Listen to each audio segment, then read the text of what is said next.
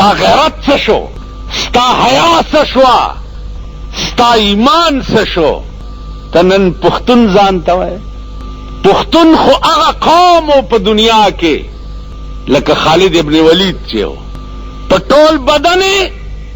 یو انچه ځای داسې نه و چې هغه د تورو او د غشو نه نه ووتی، او چې مړ کېده په کټ کې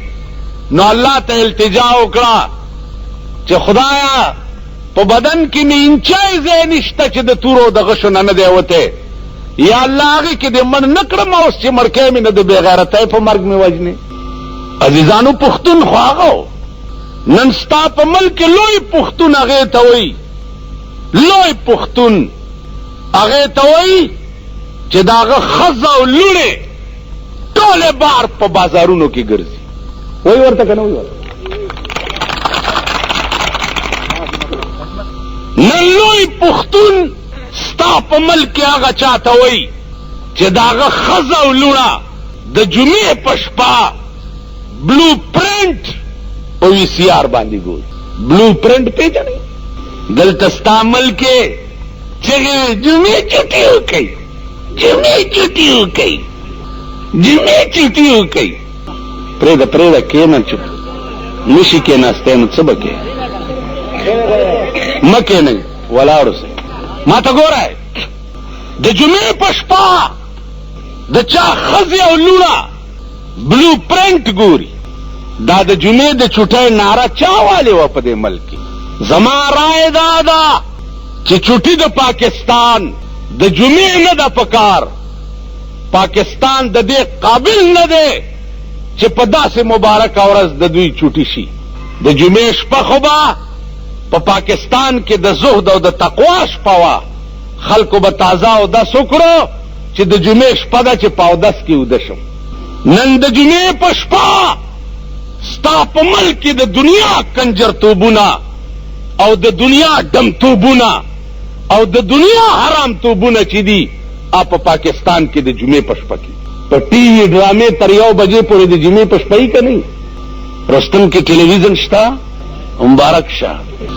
وی سی آر شته، 15 دکانې دي. د ضیاءالحق په حکومت کې 2 سیزونو ډېره ترقي کړې ده، یو میوزک سنټر او یو د ښځو ازادۍ. ضیاءالحق باندې زما وس ورسي په خپو کې به پړي اچوم او د ټول پاکستان په سړکو به راکاږم. بیا نن ضیاءالحق چې کوم دا بانس وزیر اعظم جوړ کړی دی، هغه سره په پاکستان کې د قوم او د بچو د حیا او د غیرت او د شرم او د ایمان او د اسلام غم نشتا. هغه سره غم د مسلم لیگ دی. مسلم لیگ کو تاسو له شرم نه درځي؟ د دې ملک ابتدا حکمرانم مسلم لیگ او اوس بیا د مسلم لیگ په لاس کې راغلی دی. تاسو له شرم نه درځي چې تاسو به چغې والې چې پاکستان کا مطلب کیا؟ لا الہ الا اللہ. نجریه پاکستان، نجریه پاکستان څه ته وایي؟ نظریه پاکستان خو لا الہ الا اللہ و کنه. تاسو له شرم نه درځي چې تاسو بیا په هغه ملک کې نن د اسلام نوم لئ؟ بیا یو خبره دوی کوي، تاسو څه قمقل خلق یئ، په ډبې نه یئ، خو چې چا در باندې خوټ کېدلې وریجې وخوړې ټرک ته مخېږئ او صاحب الله الله الله الله واده د چا کېږي، ښځه به بېګاله د چا کور ته ځي، صاحب مزې به څوک علي او دا د ګډې زوی ته وګوره الله الله الله الله. خدای دې کور وران که چې وران دي شي، خو په آرام کښېنه که نه چېرته. دا کوڅه ډب قوم تاسو ګورئ لګیا یې. زه خو مایوس یم. ما مولانا فضل الرحمان ته ویلي دي چې وروره دا ملک په الیکشنو نه ټیکي. د دې ملک علاج الیکشن نه دي. الیکشن دا قوم والله که صفا مسلمان ته ورکي ووټ، همغه غداران چې کوم 40 کالو نه غداران را روان دي همغو له به بیا ورکي. په شنو چایو د دې ووټ خرڅېږي که نه؟ په تورو چایو خرڅېږي که نه؟ په الیکشن پولنګ پولنگ بوت تے کا توت تے پاگے کے پا 50 روپے ووٹ زمون خزے خرسئی کنا سری پا 1500 200 روپے ووٹ خرسئی کنا خیال امراغ راشی زمون پا پیخور کے دا کمیٹا لگولا دا پا 15 لکھ روپے یا ووٹ خرسے 15 لکھ دا تاسو چې ممبران کم جوړ کړی دي د قومي اسمبلی دی چې 50 لکھ روپے واغسته او تاسو لراشي چې جهاد کانفرنس ته جهاد کانفرنس ته مناسب چې دا کانفرنس وشي تبه کم خوازي کور تبه زما ها تبه د خزي غیږ کې کینه ما جهاد تلېږي ما پتری منگل بونډري باندې د مجاهدینو تماشا کړی دا زورغلم ما دا د پردې مور زامن د روس په توبو کباب شوي او غوښې مارغانو خوړلي مالی دلی دا نن د ضیاءالحق 50 لکھ روپیا لالولو د پاره قوم له په سترګو کې خاورې اچي بیا دوی راشي چې جمعیت العلماء اسلام شریعت بل نه مني اورېدلم دي شریعت بل نه مني شریعت بل چې څوک نه مني ا مسلمان نه خو چې شریعت بل په دې ملک شریعت څوک نافذ کولی شي او نه نافذ کوي او داغه تالی سټي هغه څوک په سېنیټ او په اسمبلی کې ورسره ناستي هغه څوک مونږ شریعت بل نه منو مونږ شریعت بل پیش کولو والا نه یو د قومي اسمبلی ممبرانو باندې زه سپی ډیران ته نه راکاږم زه به دوی ته شریعت بل پیش کوم زه په دې ملک کې شریعت نافذ کولو والا یم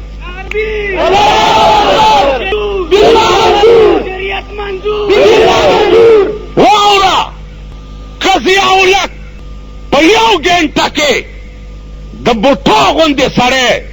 لرې کولی شي او په یو ګنټه کې په ټول ملک مارشالله نافذ کولی شي نو په یو ګنټه کې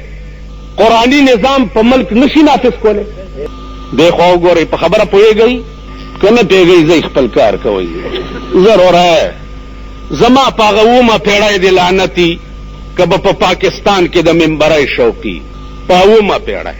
بیا مې د په اومه پیړۍ لعنتي که به په پاکستان کې د وزارت شوقي بیا مې د په هغه اومه پیړۍ لعنتي که به په پاکستان کې د ضیاءالحق ورسای راکې او زما به په دې اړه کې تېرېږي نو زه به په څلور مذهبه مسلمان نه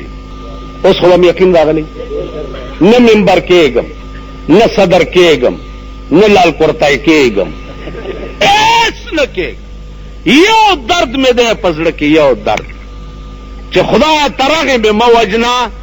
چې تر څو مې د پاکستان قانون قرآن لیدلی نه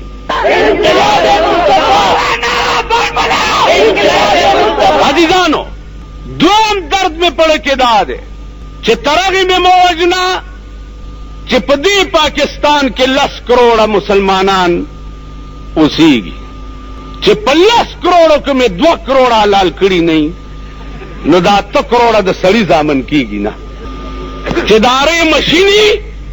او د ده سټ ور وړاندې کوم تنه یو خوا غورځېږي او سر بل خوا غورځي او دا د قومي او صوبایي اسمبلی ممبران به زه پرېږدم د دوی د خېټې د چرګانو قبرستان دی تاسو به وایئ چې دا بجلیګر ملا خو به هم غټ دی چرګان مرګان به ډېر خوړلي راوړئ قرآن په دې سټیج چې درته په لاس کېدم چې زما په 20 کاله کې نه یادېږي چې ما چرګ په بیه اغستی یو ما خوړلی یا به داسې ځای کې مېلمه شوی یم چې هلته چرګان وي یا به د خان او د نواب په حجرو کې ما روټۍ خوړلي قرآن راوړئ چې لاس درته پې کېدم وبه منئ مردان مرګري زما شاته ناستي قرآن وله ورکوي چې په دې 20 کاله کې تاسو د مردان د نوابانو او خانانو په حجرو کې په چای وسکلو لیدلی دی روټۍ خوړو دي لیدلی دی زه خان او نواب د خدای بنده نه ګڼم زه بنده د خدای هغه څوک ګڼم چې د چا په ژوند کې د خدای بندگی وي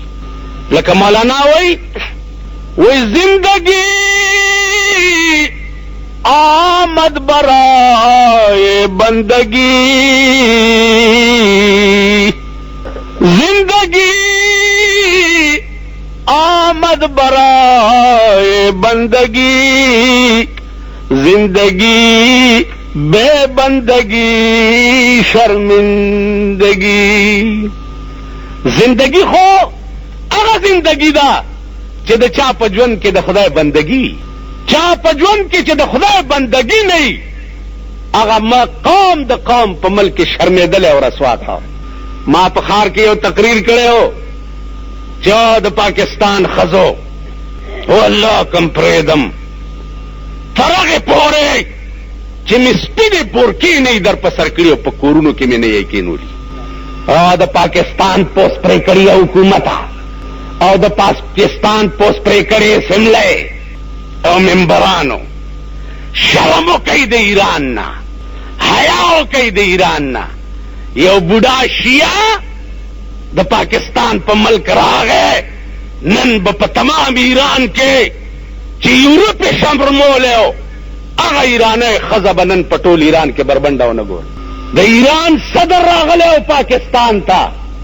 په ایرپورټ باندې اعلان وکړو چې زما کم فنکشن چې وي په هغې کې به ښځه نه وي که ښځه پکې وي زه به نږدې نه درځم نو دوی ټولې ښځې پټې کړې ځکه مونږ اول پیشکش د جینکو کوو که نه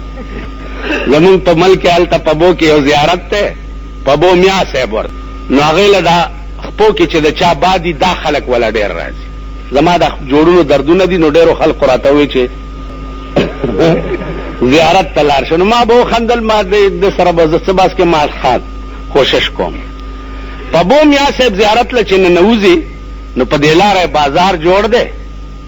او هلکان پکې ناست دي نو دا ښځې چې پې ورځي که نه نو هغه هلکان ورته وایي چې واخله واخله خورې واخله راشه کپړې واخله راشه خورې واخله راشه راشه راشه نو زمونږ جینکۍ لوڼه ښځې دا پې ور روانې نو هغه هلکانو تماشې هم کوي داسې زیارت ته هم راغلي کم هلکې چې پکې ښه سودا مودام ته شرمېدلو شرمېدلو یا دا د مېړه دومره ګیری شیخ به مخکې شیخانی به ورپسي هلکان ورته واخله واخله خورې واخله او بدې زیارتونو کې بیا منجوران ناستي که خیال هم کړی داسې کټي کټي سنډاګان هغه سره جارو وي نو ته ورته دا خپله شیخنی کښېنه چې به جارو واله اوس مونږ په قهر اخته یو په عذاب د پروردګار گرفتاری قرآن او حدیث مواعظ جمع ده واعظ ده باب تپوس به نه کوو بیا به لږه ګرانه نو د الله لارې ته چې خلق را بلې نو په ښکلي او ښایسته ښایسته وعظونو به یې را بلې او که جګړه پېښه شوه جګړه پېښه شوه ملیان خپلو کې ونښته نو الله د هغې چلم بیا ښودلی دی چې وجادلهم بالتي هي احسن جګړه بم بیا چې کې نو په احسن طریقې سره به کې په ښایسته طریقې سره به کې دلایلو سره به کې ډنډېماري او کوتکماري به نه کوي دا خبره مې دې طالبانو ته وکړه چې تاسو دې الله تعالی په خپل مقاصدو کې کامیاب کی چې علما شئ او کلی او وطن تلار شئ نو ستاسو ړومبنی کار به په خپل وطن کې دای چې ادعو الى سبیل ربک بالحکمه والموعظه الحسنه وجادلهم بالتي هي احسن اخلاق بمداوی کم اخلاق چې په تبلیغ د دین کې د جناب محمد رسول الله دو ډلې راغلې یو ډله وایي چې کان ابراهیم یهودیه ابراهیم علیہ السلام نعوذ بالله یهودیو یو ډله راغله هغه کان ابراهیم نصرانیه ابراهیم علیہ السلام نصرانیو زمونږ د ډلې قرآن جواب وکړو چې ما کان ابراهیم یهودیا ولا نصرانیا ولكن كان حنيفا مسلما وما كان من المشركين ابراهیم علیہ السلام یهودیم نو نصرانیم نو د باطل نه حق تمایلو وما كان من المشركين مشرکم نو جواب تو عزیزانو بیا خصلت پیغمبری داو چې د هر بدو په بدل کې دعا کړې ده. هر بدو بدل په کار ویشته ده، بدل کې څه ویلي دي چې الله د طائف خلکو په ما د کانو باران وکړ، خدای د دې بدل کې ته د رحمت باران وکړ. تاسو خیال راکړئ. نو مونږ ته دا پکار دي چې مونږ ته خدای علم راکړي، نو هغه سره دا دعا هم پکار ده چې یا الله مونږ کې خصلت پیغمبري هم پیدا کړه. اگر چې زخپلا بیډه باغوندي ملایمه زما دا تقریرونه به تاسو ډېر اورېدلي، کنځلې هم کله زما خولې نه خو زه په دې پاکستان کې مې بالکل خولې لرا مې د خولې نه باروزي چې د خلقو ته ګورم. زمون د اسلام ټولې چغې چې دي دا دھوکہ دا،